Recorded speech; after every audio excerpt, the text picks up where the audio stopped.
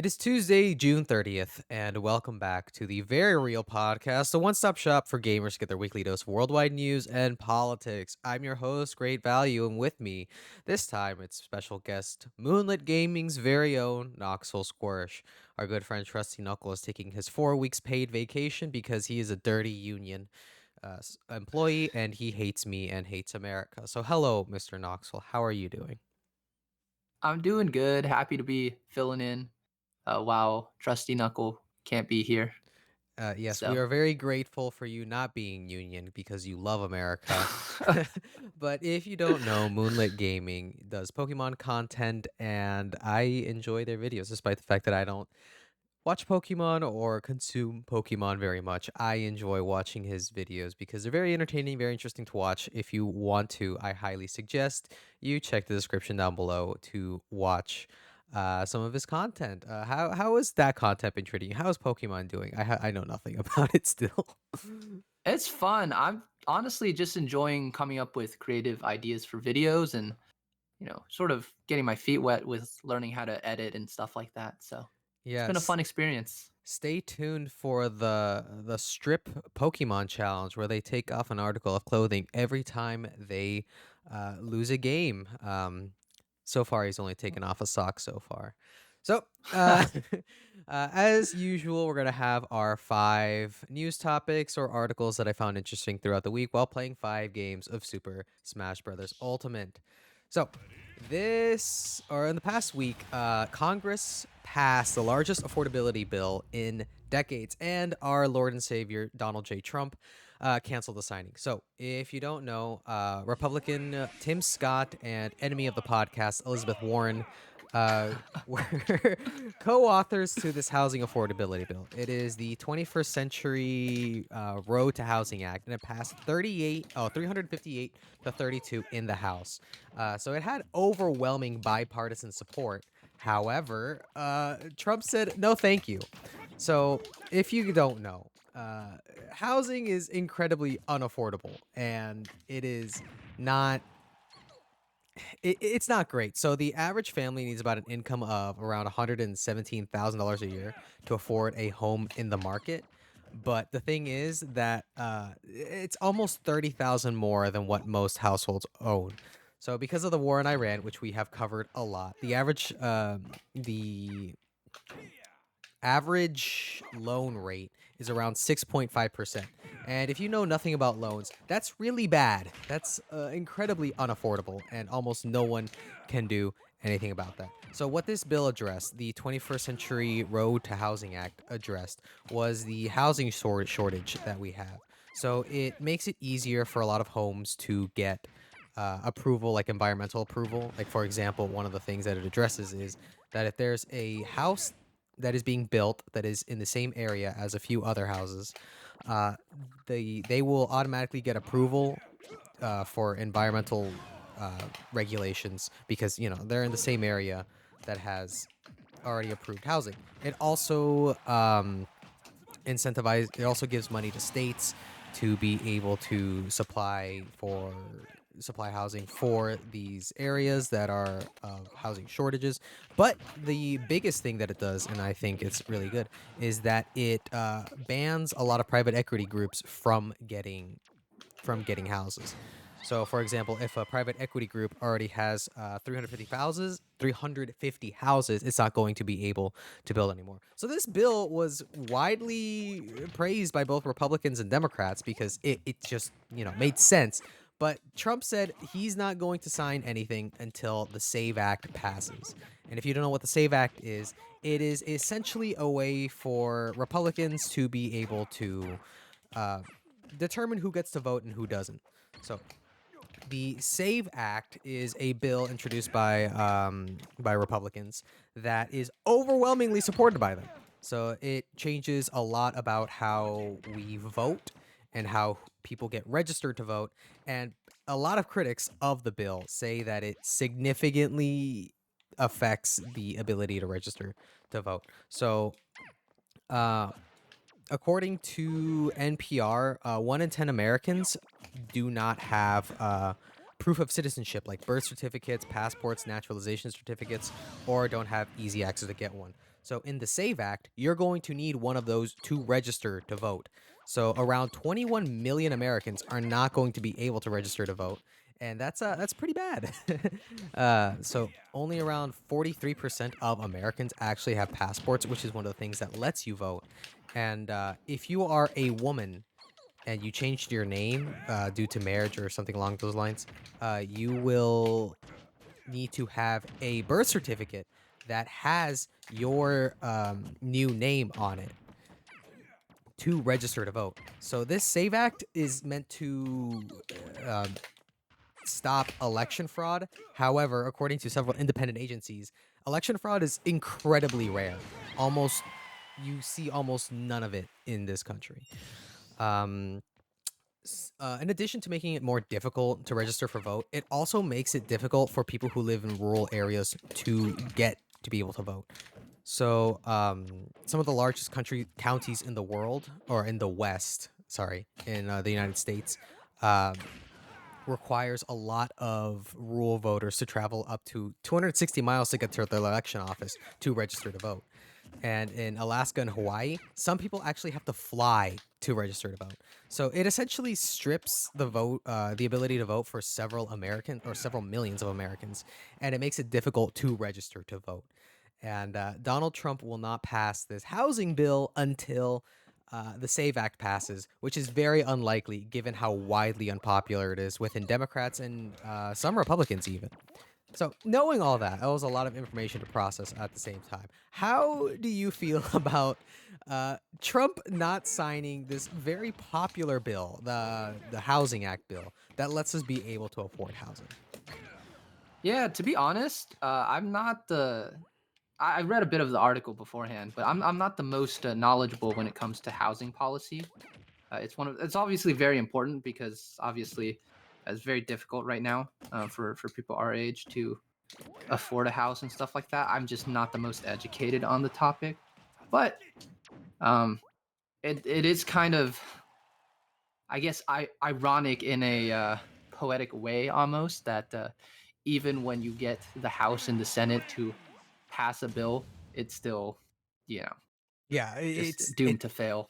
it could we there's always the presidential override, which or the override Right, right. by But you need 2/3 of the Senate, right? yeah, I don't and know if that's it could happen because of how widely popular this bill is. It could happen. However, it makes Trump look very weak, right, right. especially when it comes to the midterms, and having the Republican Party look weak and frankly looks it makes them look like they're against the average American. It could really affect them in the midterms, which is something that is very very crucial for Republicans, given that there has been calls to impeach Trump. There have been calls for investigations into the Trump administration, and so Republicans kind of need to be popular in this upcoming election cycle, because if not, we're gonna see people go to jail. Yeah, I don't want to speak too soon. I feel like the midterms are kind of doomed for the Republicans at this point. I know they're trying to save face. It's not exactly the topic, but I know they're trying to save face a little bit with a lot of what Trump's doing recently with the Iran war. But Yeah. I think it's kind of doomed for them. I can't lie. No, it is relevant. Like the upcoming midterms is relevant, because again, if we don't have, or if Republicans don't vote with their constituents and don't make it seem like they are um, benefiting their voters, then they might be voted out. And as much as I want to see a blue sweep, I'm still very hesitant, because we believed that in Yes. 2024, we thought to ourselves, oh, yeah, Trump's not going to win. It doesn't make any sense. Why would people vote for him again? His previous year was terrible. He handled COVID poorly. His tax restructuring was pretty bad. Uh, he made things worse, but he ended up winning. It wasn't exactly a landslide, but it did show that people were still very willing to vote Republican, or at the very least, still stood with President Trump. And Yeah. To be fair, I think a lot of that is I kind of underestimated the short-term memory of a lot of people, Yeah. because he hadn't been in office for 4 years. I think people kind of forgot. And also, I don't think Trump 1 was as disastrous as Trump 2 has been. Oh, That no, I no, think that's no. another Yeah, another absolutely. factor, right? So, you know, Yeah, Trump too has been very poorly. But another thing that really bothered people was how, I wouldn't say inept the Biden presidency was, but it definitely could have been better. It was it oh was yeah, for largely a sure. continuation of Trump's policies, and so once you get to experience years 4, 5, 3, 5, 6, 7 of Trump, because that's essentially what the Biden administration was. It still maintained the status quo and didn't really do much other than have more environmental policies and steer more towards renewables and have changes to some social programs. But it essentially, for the average American, it was just we're continuing with Trump. However, this time we see Joe Biden's name. And because of, frankly, the media and how they handled the Biden administration, people saw Joe Biden as this senile old man who uh, did a terrible job as president. And I'm a big critic of Joe Biden. I think he did not do a very good job. However, it's not it's not Trump bad. But okay, so now now any closing thoughts on the housing bill and the Save Act? I mean, I think this story sort of encapsulates a lot of people's frustrations with how the Senate works, how Congress works in general. Um, just in terms of the deadlock, first of all, right? Just not being able to get things done. But then also, even even in the event that a bill passes, for it to have to still go through the president, and it's just the entire process, right? Is I think very frustrating Yeah. to a lot of people. Absolutely. Well, hopefully we'll be able to afford a one bedroom apartment within our future that doesn't cost $1 trillion. So on Oh, to Venezuela. So if you haven't heard, Venezuela experienced a 7.2 magnitude earthquake followed by a 7.5 one earlier. So, according to Venezuela agencies, at least 1,400 people were killed, with around 3,000 people getting injured. So these earthquakes were really bad. Um, it resulted in a lot of people getting injured, but it also shut down a lot of infrastructure. So around electricity was down, water was down, and as of yesterday, around 75% of the electricity was brought back. And they've been doing research, or they've been doing search and rescue operations throughout the year. But it's been pretty bad. A lot of people across the world have been. I think there's around 13 countries have supplied aid and have provided millions of dollars in support so that Venezuela can remain functioning. But we also see in the United States a lot of going back to last week's topic. Um, a lot of baseball players have been putting Venezuela on their caps and have been showing their support because a lot of Hispanic players come from that region or have family in that region, and a lot of their family members have either been injured or have been killed. Um, but so far, it looks like Venezuela is on track to recover somewhat okay. Of course, the infrastructure there was built to maintain or be able to sustain earthquakes because it is in that region.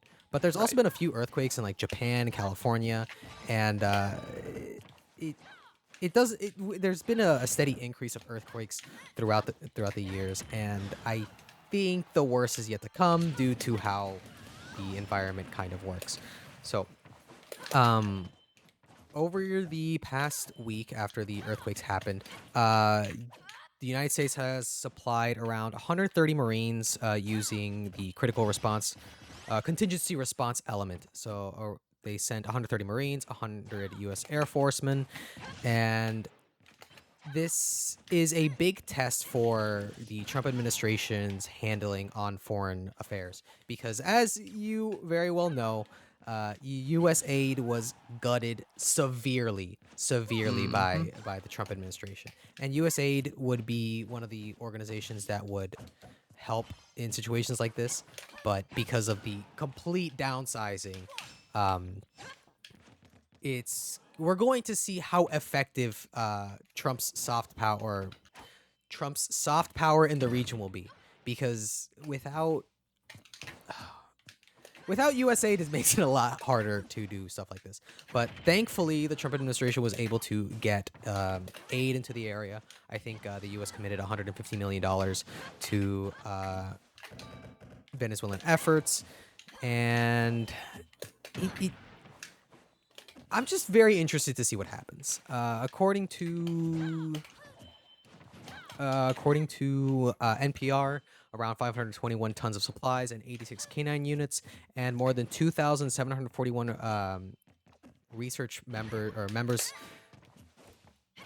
members for search and rescue have been deployed so that we can find them. These have been supplied from over 12 countries, and I'm just hoping that the people in Venezuela don't experience any more issues, because again, if you don't remember, their president got Yes. kidnapped Yes. by the Trump administration and has been run by interim president. Let me see if I can find her name. President Delcy Rodriguez. So, how do you feel about what's going on in Venezuela? You can comment on the aid Yeah. distribution or the. I I mean, firstly, like I just wish the people the best, right? Because uh, we're fortunate to live in an area that doesn't get earthquakes. Um, so it's something I've always thought about. Seeing stories like this over the years, it's just like how terrifying, uh, being in that situation would be. Just because with earthquakes, it's not something you can predict, right? Like obviously, where we live, we get a lot of hurricanes and stuff like that. Yeah, But with those, you sort of know beforehand that it's coming, right? And yeah, so you can plan around it a lot better. With earthquakes, it's always so sudden, and in this situation too, because there were two of them that happened, yeah, both with similar severity. So, um, just a terrible situation in that regard. yeah. Uh, yeah. But the And other part of it, like you were talking about, is the U.S. aid situation, and um, that's something where you know I think either it gets lost or people just don't really care. But there are real people, like human beings, that live not in the United States. You know what I mean? yeah, and that's again That why the Yeah, U.S. yeah, U.S. aid was somewhat important in maintaining the U.S.'s soft power and maintaining the ability to help people around the world. Because believe it or not, if you help people, they tend to like you more. And exactly, that's exactly. something that was lost with, I think that is lost within the Trump administration, that they think, oh, everything needs to be exerted through hard power. We need to have boots on the ground. We need to maintain a very strong presence militarily.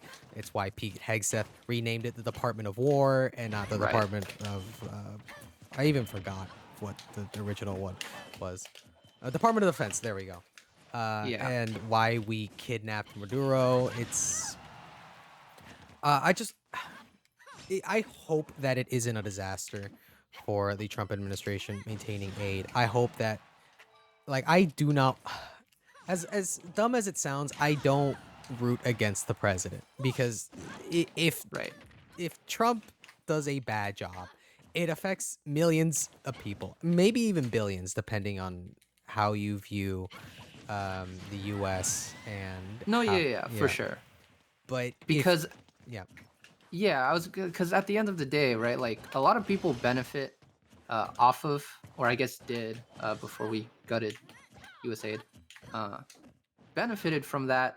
In terms of, I think the right wingers and the conservatives, they sort of have a conception of like, oh, why are we helping other people? Um, Obviously, like you mentioned, there's the geopolitical factor, like yeah, exerting soft power, but also like, it's literally life and death, yep. right? And at least for me, that's always a reason to help someone.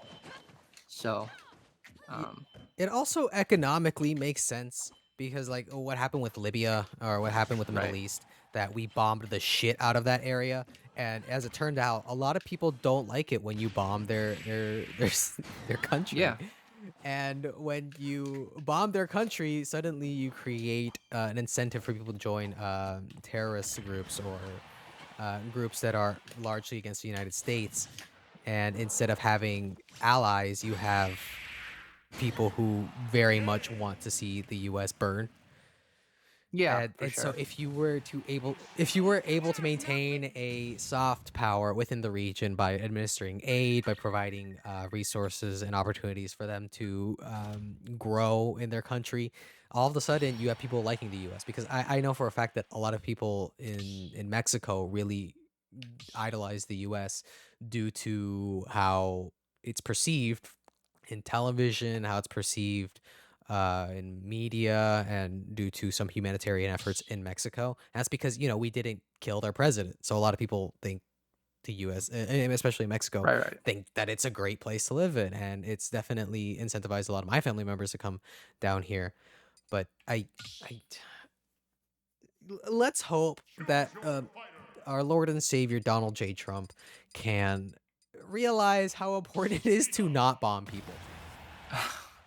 I wouldn't hold my breath on that one. There is the other factor that came up in the article that I think is interesting, which Yeah. is the fact that because we did kidnap Maduro, there is incentive for the U.S. to make sure that the current, you know, acting president succeeds, right? Yeah. And so that's an interesting sort of geopolitical wrinkle there, where even though we've made enemies of Venezuela a lot, um, in this situation they are incentivized to help. So if something good comes out of that, I guess I'll take it, right? Yeah. And so yeah, that's just another interesting wrinkle, I think, to the situation. It's kind of similar to how uh what's that country? I don't remember, but it's that one guy that like The Elon one and Trump the one guy really. with the one thing. Yeah, that one Latin American country. I don't Oh, remember. Argentina. Argentina, right, Yeah. with Millet, I believe. I Yeah. believe. But the Um, libertarian guy who yeah, yeah, yeah, gutted. yeah. How because he sort of represents their philosophy, they sort of have incentive to Yeah. To bail him out and whenever they can. So One of my favorite things with Malay was that, as it turns out, gutting everything and not taxing the rich people ended up causing a huge deficit, yep. and they needed to be bailed out by the U.S. with some loans. But from what I've seen, and from what I've read about from classical economists, he's doing a job. Like it could be worse. It could be much worse. That's fair. That's fair. But anytime someone even accidentally for the wrong reasons does the right thing, sometimes that's the best outcome, right? Yeah. And in this situation, even if the motives aren't the best, if it leads to uh, the people of Venezuela getting the help that they need Yeah. in this time of disaster, I think that's a good thing. One of my favorite quotes from the article by The Guardian was Donald Trump quoted saying, "They had a tremendous earthquake. A lot of people killed in Caracas. And we have a lot of people over there helping. We've taken out millions of barrels of oil. And they paid for the war many times. But importantly, they're making money more than they ever done." He just had to bring up the 1 day war. That actually was a Yep. 1 day war, as opposed to what Yeah, yeah, happened it in was. Iran. Yeah. Okay, so any closing thoughts on Venezuela? Not really, just hope for the best in a terrible situation. Yeah. Well, let's hope that the rescue efforts still continue and that they're successful, and that death numbers stays low, or at least doesn't get any higher. It's already pretty high, but yeah, Uh, as yeah. low as it can be. Let's hope that it stays as low as it can be. Yeah. So on to our fun news article, our topic number 3. Man with world's smallest penis launches enlargement surgery See, fundraiser. I saw this article when you sent me the thing beforehand, Mhm. and I knew this was gonna be the fun article. This one makes me This kind is of sad. I depressing. can't lie. No, It makes me kind of I sad. I looked into it, I'm like, "My God, this is Yeah. depressing." So, I picked most of the articles that I pick, I just look at the title and like, "Oh, that looked funny." And then I read it, and then I'm like, "Oh God, this guy, this Yeah. is depressing." So, uh this guy has Michael Phillips is very vocal about his small penis. He's gone on news broadcasts, he's gone on podcasts, gone on a lot of media outlets to discuss his small penis. So if you don't know, there is a medical condition. It's genuinely a medical condition. It's called like micropenis or microphallus, and his penis is less than an inch long. It is 97 centimeters or 0.38 inches long. So this Phillips guy says that he struggles going to the bathroom. He has issues with self-esteem, and that he genuinely needs a surgery so that he isn't forced to wear diapers all day. And I reading them like I thought it could have been. I thought like when he said micro penis, it was like small, like I don't know, 4 inches, five Yeah, inches. yeah. But no, So it's just genuinely something that needs help. yeah. So to the article, because the article did specify, uh, the size Yeah, that it has to be not erect. I think it was when it's flaccid. stretched is what they said. Yeah, yeah. Oh, Yeah. That it you need to be 7.5 centimeters to qualify. yeah, So I believe that's around 3 inches. If my quick mental math is correct. yeah. I'm not the best at converting from centimeters No, to we're inches. American. We don't need to. Okay, yeah, yeah, fair. But point is this guy's penis is significantly smaller than it even the high end Yeah, for the condition. So it is a medical problem that he has to deal with, yes, and it's good that he's vocal about this condition and talks about the risks that his micropenis has. And as it turns out, it cost $20,000 to get this surgery. And while it would help his self-esteem, there are complications that come with it. yeah, I did a little research outside of this article, and as it turns out, penis enlargement surgeries are not very successful. They're they can come with a bunch of issues, and it might not even fix his urination issue, which is one of the yeah. things that genuinely does affect him. But you know, let's hope for the best. So this guy started a GoFundMe, Michael Phillips from North Carolina, and he's raised almost over $10,000, which is $4,000 more than his initial target of $6,000. But just kind of sad that people are just generally born unlucky, I Yeah. guess. And there's nothing we can control about that. I kind of wanted to talk about or uh, in addition to this, discuss the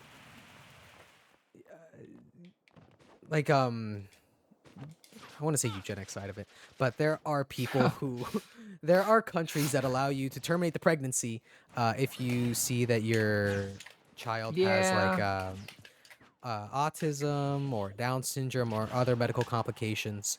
And I don't know where I stand on terminating pregnancies for that I'm reason. I'm with you. I don't I have no. It's hard to say. It's honestly very morally gray area. See, you're not gonna Um get this from other podcasts. We talk about the real shit while playing fucking video games. I I don't know if I would consider that for this person. Well, No, I but think the part of it is that really gets me is the urination issues, yeah, because it's one thing to have the self-esteem issues. yeah. I mean, I don't want to downplay that, because No, that that's is important, very obviously. real. It's very real. But it's also the functional limitations on top of that. Yeah, With the urination issues, I don't know how deep those go. But that's definitely a big factor here, where I'm like, dang, that it's one thing if you're sort of upset and have to like live with that, but Yeah, it's like the you the can sort of carry on your life normally otherwise. like But then to also have that issue every yeah. time you have to use the restroom.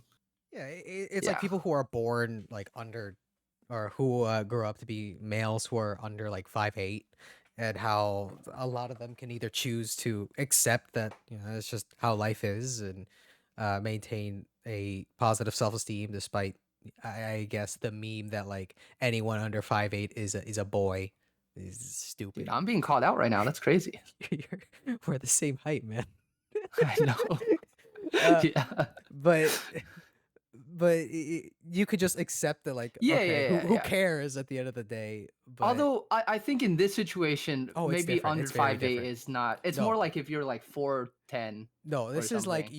you are like Probably even yeah. you are 4 feet tall and Yeah, you yeah, have a yeah. medical condition that Right, that right, right. like could be addressed, but at the same time, like in terms of um I don't even know how to put this correctly, but in terms of like what would be some if you were to be an expectant father and you find out that your child has XYZ condition, what would I this is such a difficult topic, but I just this is why I'm not having kids, cuz like I don't think I can make that decision. I'm just we've not had going to do it. we've had this conversation before between the two of us, and Yeah. I'm mostly with you on that front. We're on the same wavelength here for the most part. Okay, so any closing thoughts on guy with his I GoFundMe? hope I hope he's able to, in whatever way that is, be able to live a happy and fulfilling life. Ditto. You know, let's hope that everything works well for him. Okay, so now on to something that hits near and dear to our area. We're gonna talk about religion. Yep. Okay, so from the International Times, Denmark moves to ban the Islamic call to prayer nationwide and says that it has no place over at Danish rooftops. So Denmark is moving to ban the Islamic call to prayer. So what it is essentially saying is that these mosques are not allowed to broadcast on loudspeakers the call to prayer. Um, there is Morten Botskov, the business minister and senior figure, who is part of the Social Democrats in Denmark, which is a center-left group, is calling to ban this prayer. So we're used to seeing what is it? Conservatives. Yeah, Yeah. conservative and like right-leaning groups being like, I hate Islam, I hate everything that isn't Christianity. And so it's very interesting to see that a center left politician is actually calling for this.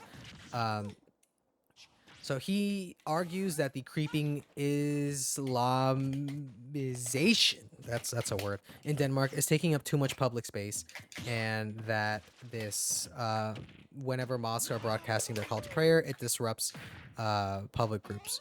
And so there supporters of this proposition are citing that like, yeah, it's disruptive to public spaces, and we wouldn't want other religions doing this or having broadcasting stuff over public radio, and it's just within it makes sense within city ordinances to maintain a low level of noise by public groups, while some detractors say that this bill is strictly Islamophobic and that it goes against the freedom of religion in the constitution in Denmark, and that it also could be a slippery slope to ban more more Islamic activities. It's a very nuanced and difficult issue because banning a religious practice, especially in Denmark, which has very strong constitution and civil rights, it it it starts a cascading effect that might lead to more bans or more issues caused uh, regarding religion.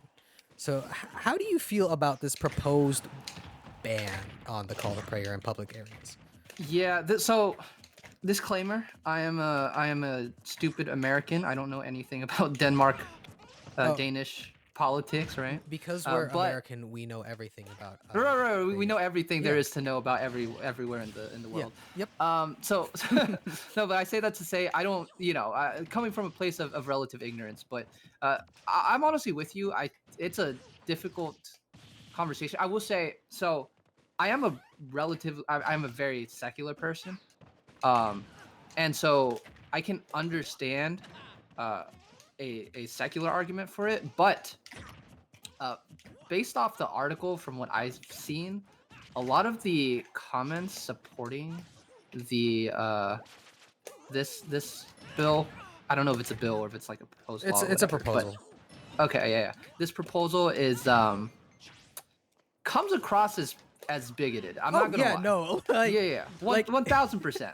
like if they said So, we're banning it because we want to maintain a 'cause- quiet environment and while we support exactly. people's rights to practice a religion, we just want to maintain a very peaceful area. But no, he's like, I fucking hate Muslims. That's basically what he's saying, or what this Yeah, guy is.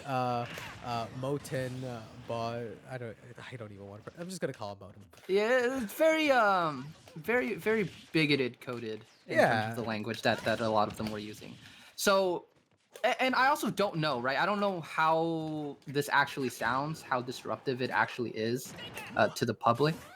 Um, because if it is like exceptionally, loud, I can understand the argument. yeah, But if it's something that you can just like kind of ignore, if you're not, you know, yeah. Muslim, then Mm-hmm. who cares?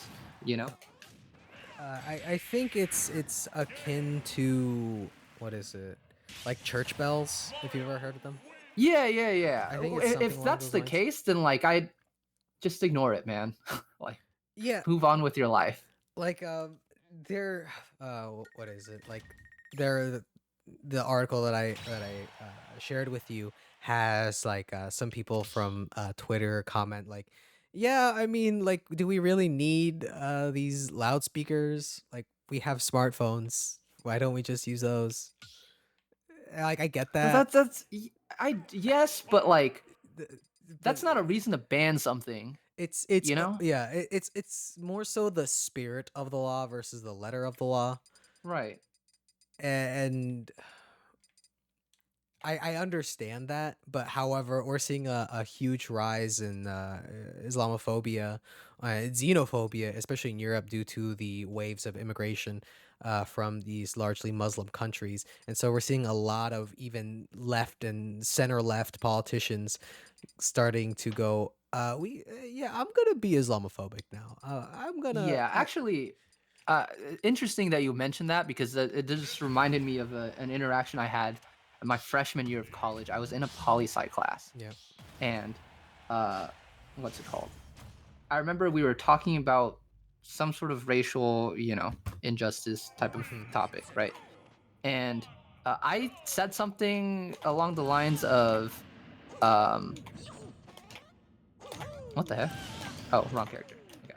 Yeah, I said something along the lines of, something seemed like a uniquely American sort of racial dynamic, right? Yeah. And there was a guy, probably a much older guy, who was taking that class, and I guess probably from overseas, but he corrected me, and he's totally right in saying that, because I think when we're sort of raised in the American political system or education system, we sort of see the injustices from the American perspective, right? Yeah. Which are very valid, and obviously conservatives, as we'll get to in a sec, Hmm. trying to maybe whitewash that a little bit. Um, but I think what gets lost in that is that uh, we are at the moment a relatively diverse country, and there are other countries that are not as diverse as us, and are also pretty racist. So uh, Yep.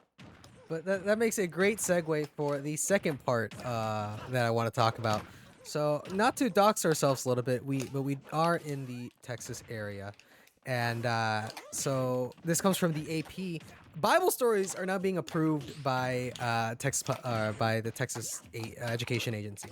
So TEA, which is the Texas education governing board that determines like what curriculums are like, what students can read, what is taught in social studies classrooms. They passed a resolution, or they passed a new or finalized a new reading list for I think it was K through 7, Yeah.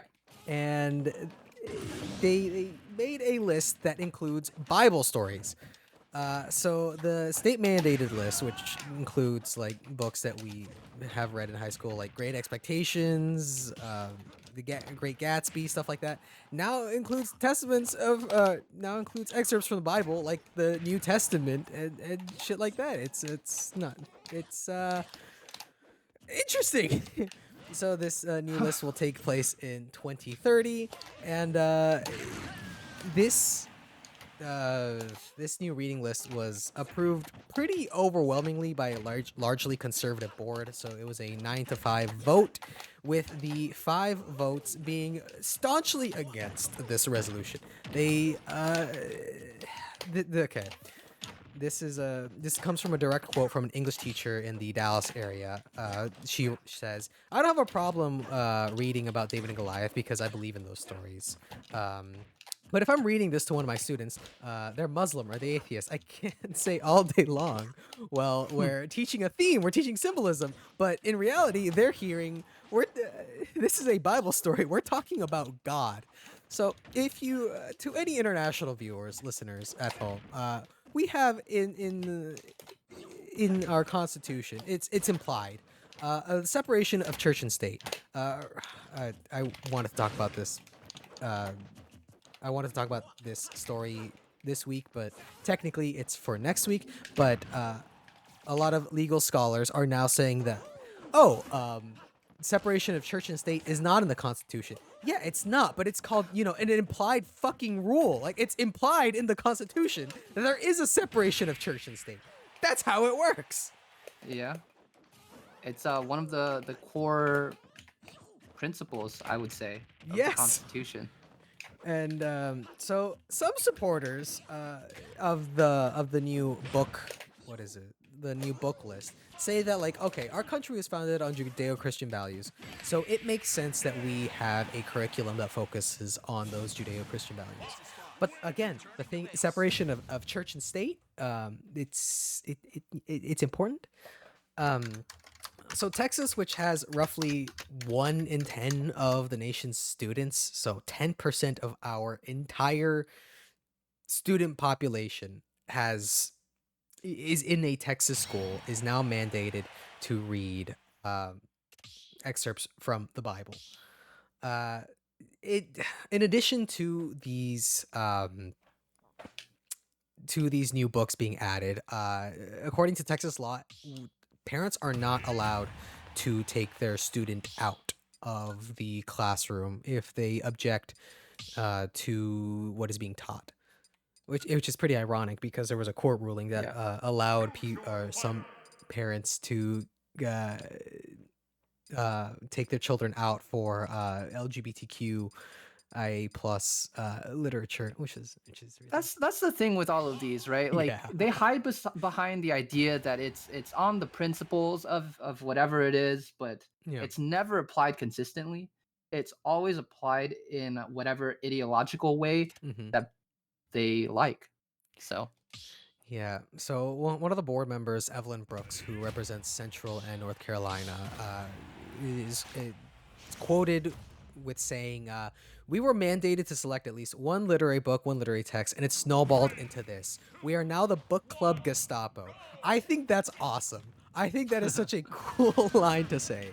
So in addition to the new books being added, there's also a new social studies curriculum that is being added. So this basically, this new social studies curriculum goes about how Israel is the ancestral homeland to the Jewish people. It talks about, it also criticizes Mohammed and his brutalization of the Christian and Jewish people. And it also tones down a lot of slavery or mentions of slavery in 3rd grade, and it's not good. Yeah. And according according to another article by I think it's the Fort Worth Telegram, here's a direct quote from it, which I thought was really awesome. One supporter applauded the board for teaching the Bible in classrooms and keeping Sharia law, the Islamic code, out of public schools. Uh, Another agreed that Judeo-Christian values should be upheld in the curriculum.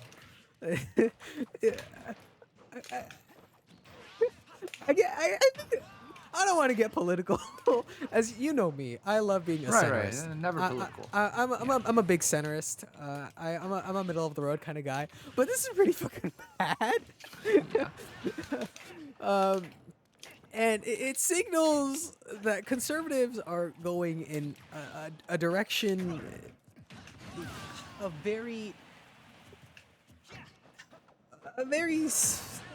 I don't know how to properly put this.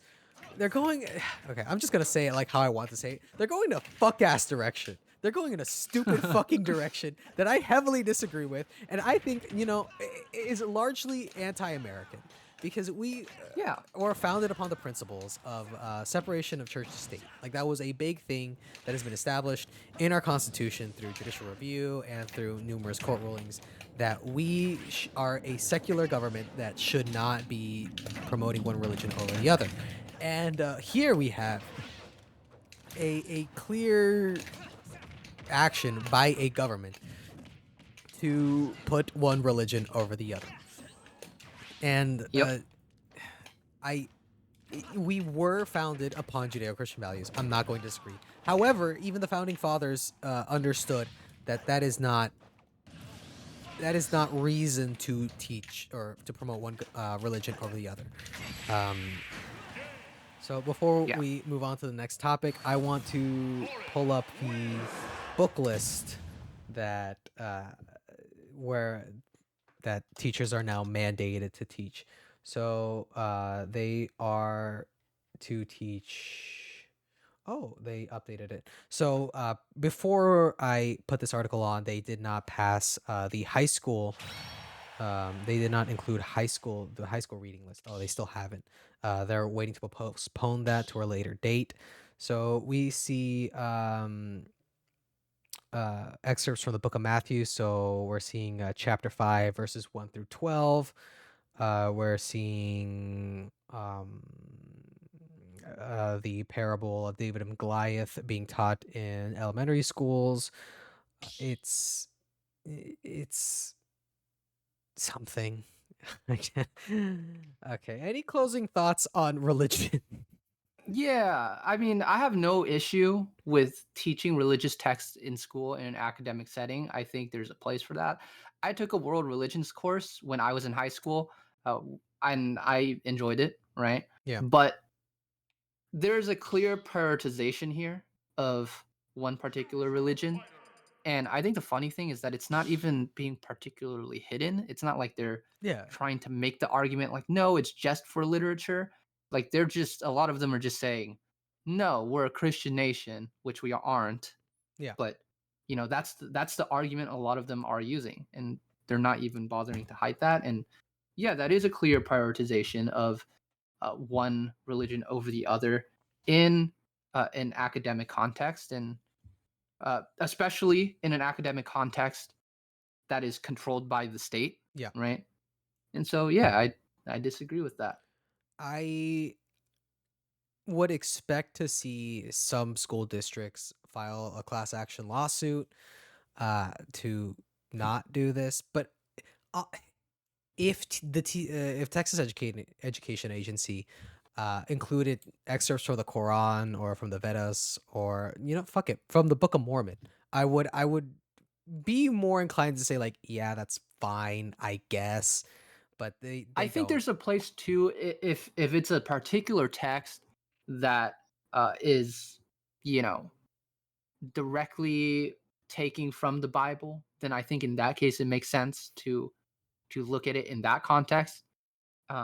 And I guess in that regard, more texts than not that are relevant to U.S. history probably are more connected to the Bible than other religious texts, just Yeah. because of there have been more Christians in the U.S. than other religions throughout history.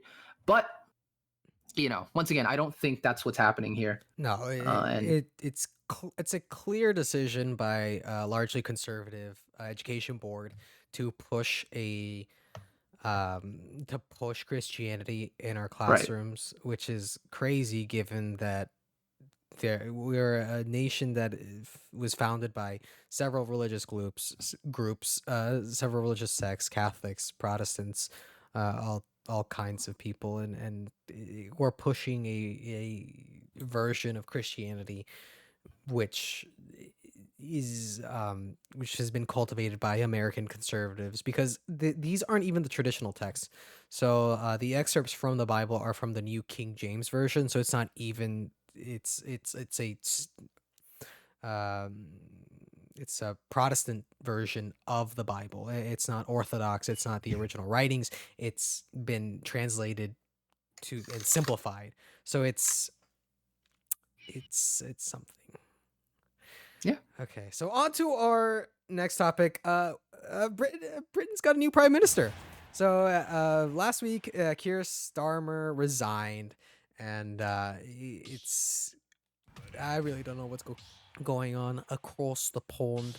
So British Prime Minister Keir Starmer resigned as the leader of the governing party, the Labour Party, which is a center-left group of the United Kingdom. So this would mark if we get a new, or if they get a new prime minister, which they will, it would mark the 7th prime minister that they've had in a decade. So Starmer says that he will remain as the prime minister up until July 7th, or July 9th, sorry. And then that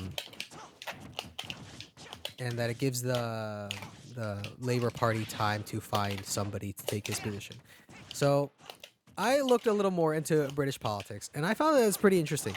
So, what was it, 2 years ago that the Labour Party won in a landslide over the Reform Party, which is the conservative group that is in England.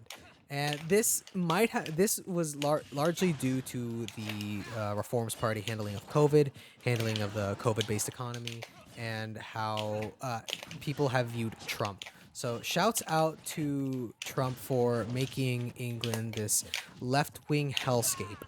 But Well, center left, but center left, yeah. Arguably worse than the far left. But who's to say? Who's to say? But as opposed to other countries like the United States, where people or where there's an election cycle, there's only so many years that a politician can serve.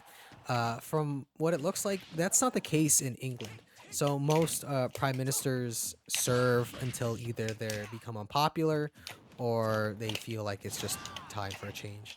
So that's what's been happening with the prime ministers lately. They've just been resigning because they don't want to lose elections. So the center left party, the Labour Party, is becoming more and more unpopular because of how they've handled the economy, how they've handled healthcare, how they've handled immigration, and so Starmer decided, "Fuck it, I'm going away to hopefully save my party." And so this signals that a very poor direction that the center left party is going. So Reform is getting a lot more traction, and Nigel Farage, I believe is his name, is gaining more and more popularity. Friend of the pod, by the way, Nigel Farage. But for Labour, Andy Burnham, I think that's his name, former mayor of Greater Manchester, is likely going to serve as the next prime minister for the Labour Party. The thing is, he is going into a very, very difficult spot. There, it's a lose-lose for him. He doesn't have enough time. Like he doesn't have enough time to institute the proper reforms that are needed in order to get the country to where it needs to be. And if he were to do the reforms as quickly as he should, he's going to be incredibly unpopular. So this is a quote from John McTernan, former political secretary to the Prime Minister Tony Blair, Reform Party leader. He says, "This is a period in which Britain has done the most harm to itself by leaving the European Union. If you haven't had a pay raise in 20 years, you might be getting angry, and that anger, which I think is righteous anger, turns itself on the government and the government class." So a lot of people have been very upset with the Labour Party.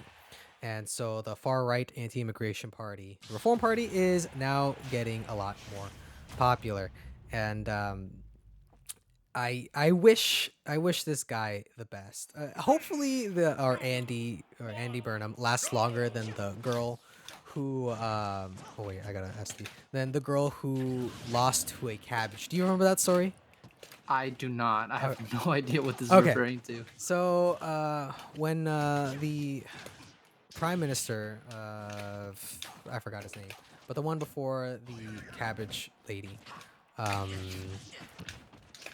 Liz Truss. So the Prime Minister before Liz Truss resigned, and there was this British news agency, or I think it was an online, forgot what it is, like an online blog or something. They had a head of lettuce on a webcam and said, "Will Liz Truss last longer than the head of lettuce?" And as it turned out, the head of lettuce lasted a little longer because because Liz Truss resigned 45 days in 45 days, which marks the shortest tenure by a prime minister. But ironically, she was the first prime minister to serve under two monarchs within like 70 years, because like she got into office and then like the queen immediately died like instantly, and then she served under Charles. It was really funny. It was a really funny story, and I wish that I started this when that went out, because that would have been such a great thing to talk about.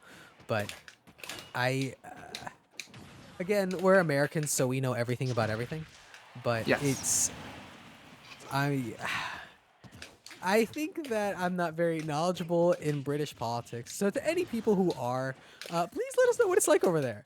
But I think this story more encapsulates the growing resentment towards center-left politicians. Like the center-left has been largely unpopular, not just in the United States, but everywhere. Because the idea of center-left or neoliberalist policies is that you're largely maintaining the status quo. And the status quo is not good for the average American. Or the average person in the world, because of growing housing costs, growing environmental issues, like with what the Europeans are facing. Like another thing that I had to cut because of the self-imposed 5-story rule was the fact that Europe is catching on fire, and that everyone in the European continent is currently experiencing the hottest temperatures ever. I don't know if that's true, but it feels like it. But clearly they are experiencing the side effects of global warming, and they are experiencing issues that not just us, or not just that the US is facing. Like the US is facing global warming or global climate change issues when it comes to like Florida. Like Florida is going underwater. Places aren't getting enough rain. And the center left has done largely nothing to address that, other than like scold corporations and be like, you have to do better. They're not instituting sweeping reforms that would genuinely get things to change. They're not taxing the rich as much as they should have. They're not providing housing policy that fixes the housing issues that don't just plague the United States, but plague other countries as well. Medicare isn't, or socialized healthcare is a huge issue, especially in Europe from what I've seen. And here in the United States, healthcare is a joke. Like it costs, I think, $10 trillion to get like a Band-Aid. And I wish I was joking or exaggerating for comedic effect, but it sometimes feels like that. And Absolutely. like the Democrats here in the United States are saying like, oh, we should stick to our roots. We should be the center left party that maintains the status quo, and that's what's lost in the elections. And people like Zoran Mamdani, who endorse several Democrat Socialists of America, are winning. They're becoming incredibly popular because they're doing things that help people, which is crazy. So, any closing thoughts on on a new prime minister in the UK or center left politics in general? Yeah, because once again, American. I know everything there is to know about Yeah, and we're everything objectively going right. on around. Exactly, exactly. No, but yeah, I can't speak too much on the politics of the UK, but definitely here in the States, it does. I don't want to speak too soon, but it does feel like there is some momentum from the left of the Democrats to, and my understanding is that the Labour Party in the UK at the moment is very similar to the Democratic Party in States. Yeah, but Um, at least they got socialized healthcare, you know. yeah, yeah, yeah.